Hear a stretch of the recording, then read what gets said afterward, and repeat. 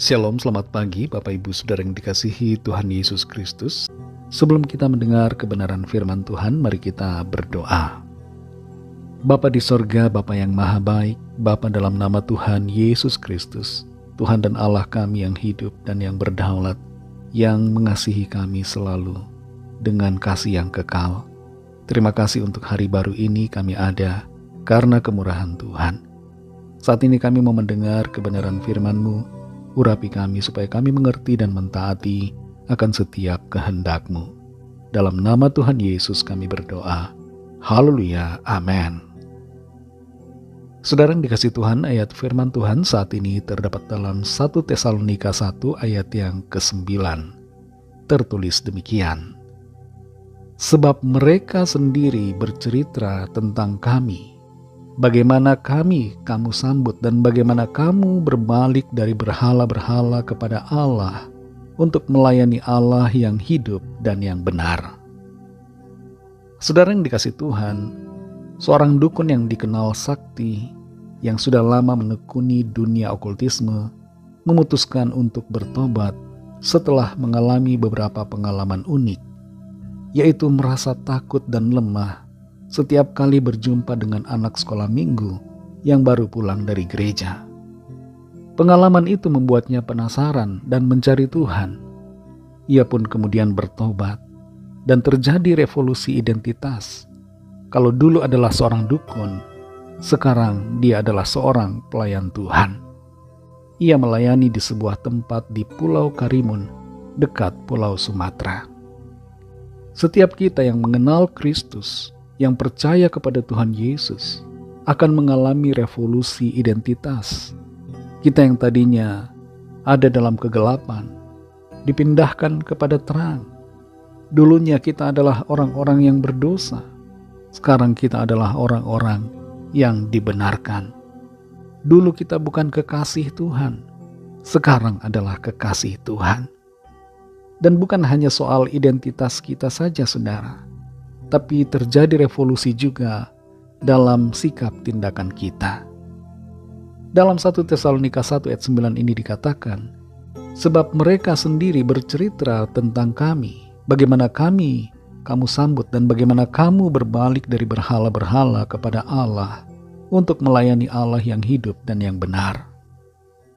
Orang-orang percaya di Tesalonika dulunya adalah orang-orang yang hidup dalam budaya penyembahan berhala yang kuat. Mereka melakukan berbagai praktek dan ritual dalam budaya paganisme atau penyembahan berhala pada saat itu. Tapi ketika mereka percaya kepada Kristus, terjadi perubahan yang radikal, terjadi revolusi, perubahan yang begitu cepat dari penyembah berhala menjadi penyembah Tuhan. Kota Tesalonika di masa itu didominasi oleh budaya Helenistik dan Romawi. Mereka memuja dewa-dewi Yunani dan Romawi, di antaranya dewa Zeus, Artemis. Juga mereka memuja dan menyembah kaisar Romawi. Tidak memuja kaisar akan dianggap sebagai pengkhianatan dan dicap sebagai pemberontak.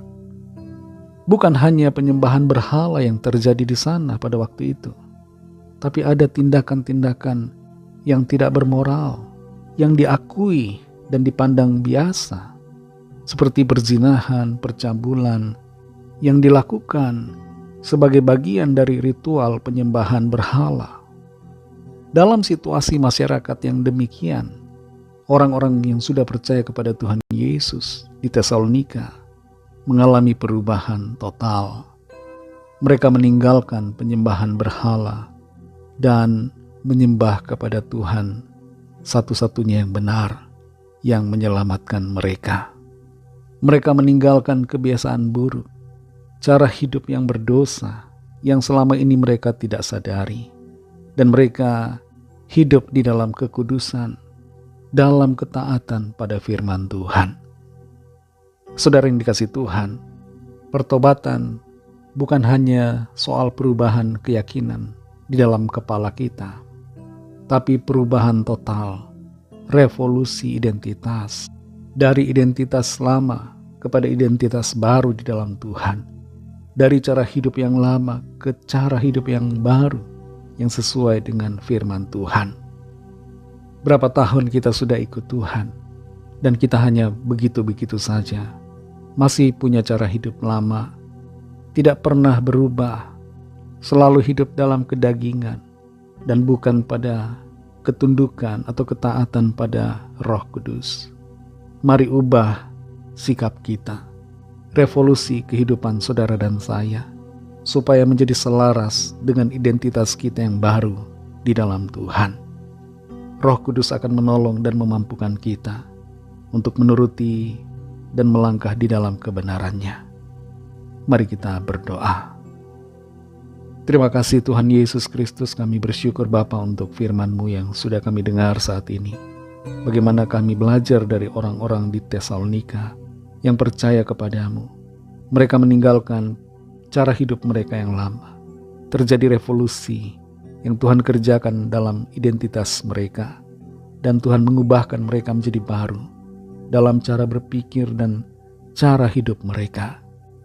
Kami sadari Tuhan bahwa kami pun harus berubah, harus meninggalkan cara-cara hidup lama, tabiat-tabiat yang tidak sesuai dengan firman Tuhan. Kami mau tinggalkan semua dan kami mau hidup seturut dengan kehendak-Mu. Kami mau melangkah di dalam kebenaran-Mu. Tolong kami Roh Kudus, kuatkan kami. Tuntun kami supaya kami menghidupi firman-Mu Tuhan, sehingga terjadi sungguh-sungguh pertobatan, perubahan, dan hidup kami menjadi kesaksian. Berkati kami di sepanjang hari ini dalam segala tugas aktivitas kami. Pimpin dan sertai kami agar kami berhasil dan berkemenangan di dalam segala perkara. Kami berdoa bagi yang sakit dan yang sedang dalam pergumulan.